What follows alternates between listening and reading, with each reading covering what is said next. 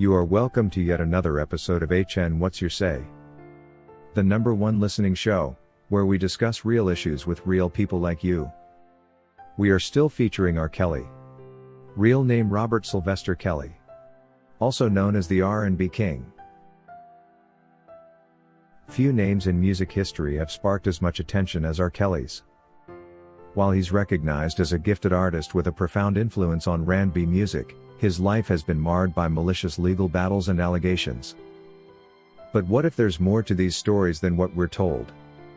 Today we dive into Faith Rogers' case against him, exposing some inconsistencies that deserve a closer look. First, let's take a quick look at who Faith Rogers is. In 2018, Faith Rogers publicly accused R. Kelly of emotional abuse, sexual battery and failing to disclose an STD. With her claims grabbing headlines, Faith's case became yet another blow to the artist's reputation. But what exactly was she saying? And does it all add up? Faith's allegations are very serious, there's no doubt about it. But serious claims don't automatically mean someone's guilty. We ought to consider how much of her story stands up under scrutiny. She claims that R. Kelly emotionally manipulated her and kept her trapped in a cycle of abuse, allegedly infecting her with a non-disclosed STD. No woman should be victim shamed, harassed, or retaliated against because she assured her rights and spoke her truth. We are here today to let Mr. Kelly know. But her actions in reality tell a different story. Faith continued interacting with R. Kelly even after the alleged abuse. She traveled with him, willingly stayed with him and repeatedly communicated with him, continuing to have sexual relations with her alleged abuser. Ask yourself, does that sound like someone who was manipulated, abused or held against her will? Certainly not. And it's such disconnects that make us wonder whether her story against the R&B King is actually true or just another lie to get a hold of his money in form of restitutions. One thing that stands out in Faith's story is the inconsistency. Court records show that details shifted throughout her testimonies. Each interview and statement brought new information that wasn't there before, and that's not the mark of a reliable witness. If Faith Rogers was truly seeking justice, why didn't her story remain consistent? Another weird aspect of Faith's claims was that R. Kelly knowingly transmitted an STD to her. This allegation is particularly explosive, but once again, the details are murky. Medical records weren't clear, and R. Kelly has since denied that he knowingly transmitted anything to her. Why weren't proper medical records presented as ironclad proof to close this case off? Could it be that this was just another tool to paint a certain image of him? Again, among the many allegations Faith Rogers brought against R. Kelly, there's one claim that really stands out for its dramatic impact. Faith says she once found a gun on the table during her time with Kelly. She asserts that this incident made her feel intimidated, contributing to allegations of forced labor and coercion the government imposed on Robert. But was this a real threat? Or is there more to the story? To understand what Faith is claiming here, let's take a closer look at her allegation. She alleges that one day she walked into a room on her usual visits at her boyfriend's and saw a gun on the table. This, she says, made her feel intimidated, suggesting that R. Kelly used it to control her or prevent her from leaving. But there's no clear evidence that R. Kelly intended the gun to be a threat or that he even knew she saw it. The question is, how did this isolated incident lead to serious charges of forced labor? Besides, it wasn't the first time Faith was visiting her newfound love and serving him free intercourse even when no gun lay on tables. Forced labor is a grave accusation, and to apply it here, there would need to be clear evidence that Faith was in fact coerced, controlled and made to stay against her will. Yet even by Faith's own account, she was free to come and go, and she continued to see Mr. Kelly voluntarily even after this alleged incident. Did she truly feel trapped, or is this a case of using a momentary shock to justify a much larger allegation? If we take a step back, a lot of people in this country have firearms in their homes. The mere presence of a gun in a room doesn't necessarily mean it was meant to intimidate anyone. Faith saw a gun on a table, nothing more, nothing less.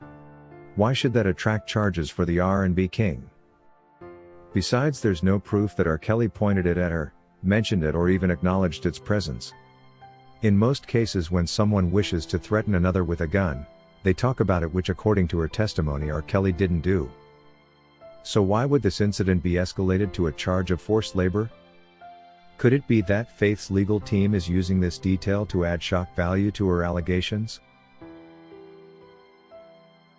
Another piece of the puzzle here is Faith's behavior after this incident. If seeing a gun made her feel truly threatened, why did she keep coming back? Why did she continue to interact with him voluntarily? The fact that she stayed, communicated and traveled with Kelly doesn't exactly paint the picture of someone who felt trapped or controlled. Could this suggest that the story might not be as clear-cut as it sounds? Meanwhile, bringing forced labor charges in the context of an adult relationship should be complicated on its own. Faith's allegations were rooted in personal issues and disagreements, but using those to justify charges like forced labor stretches the law beyond its scope. Forced labor is typically applied in cases where someone's freedom is actively taken away and not through a one-time event. If Faith Rogers was able to leave the day she saw a gun on the table and voluntarily return, she cannot convince us that she was in fact intimidated. Here we have no evidence of physical coercion or confinement, only a claim of emotional manipulation that, even if true, doesn't meet the criteria for forced labor. This is where public perception and media influence come into play. The moment Faith's story hit the news, the image of R. Kelly with a gun on a table became another piece of the larger narrative framing him as a dangerous person he has never been. But was the gun really a threat, or is it simply a detail meant to provoke outrage? If guns on tables in this country are considered threats, then the government should probably close all gun shops across the nation. In the end, we should remember that every detail in a case like this matters. R. Kelly's entire life and career are on the line, and Faith's forced labor allegation based largely on seeing a gun raises serious questions. We have to ask ourselves, is this evidence or is it just a story? Without hard proof, assumptions and allegations are not enough to justify charges that could ruin someone's life. So before we let public opinion take over, let's take a step back. Faith's claims could have been impactful, but they didn't always line up with her after actions or the evidence available. In a world where accusations can determine someone's future or even take away their life completely, it's crucial to look at every angle. R. Kelly, like anyone else, deserves to have his side heard, and these claims deserve to be questioned. Considering the facts at hand, it's probably right to say R. Kelly won Faith Rogers' case against him, even though the judges decided to announce otherwise. It is important to remember that Faith Rogers' case against R. Kelly isn't just about her. It's actually part of a much bigger picture, which is the ploy to take down R. Kelly. The media loves a villain, and R. Kelly's high-profile status made him an easy target. By the time Faith's allegations surfaced, the media was already primed to believe any negative story about him without questioning the details. So Faith and her legal team played into that narrative to support a case that otherwise lacked hard evidence. At the end of the day, many questions about Faith Rogers' allegations remain unanswered. Why did her story change over time? And why did she continue to see him if he was the monster she claims he was? And why did the media accept her story without digging deeper into these questions? In a world where public opinion can determine a person's fate, it's important to question the narratives we're handed. R. Kelly deserves a fair hearing just like anyone else. Faith Rogers' case might seem convincing on the surface, but dig a little deeper and it's clear that not everything is as black and white as it seems. Let's remember that every story has two sides, and it's only by looking at both that we can ever truly understand the truth. If you wish to take part in a live interview on this channel discussing any of these topics, let us know by emailing us on sashahnnewsroom@gmail.com for scheduling.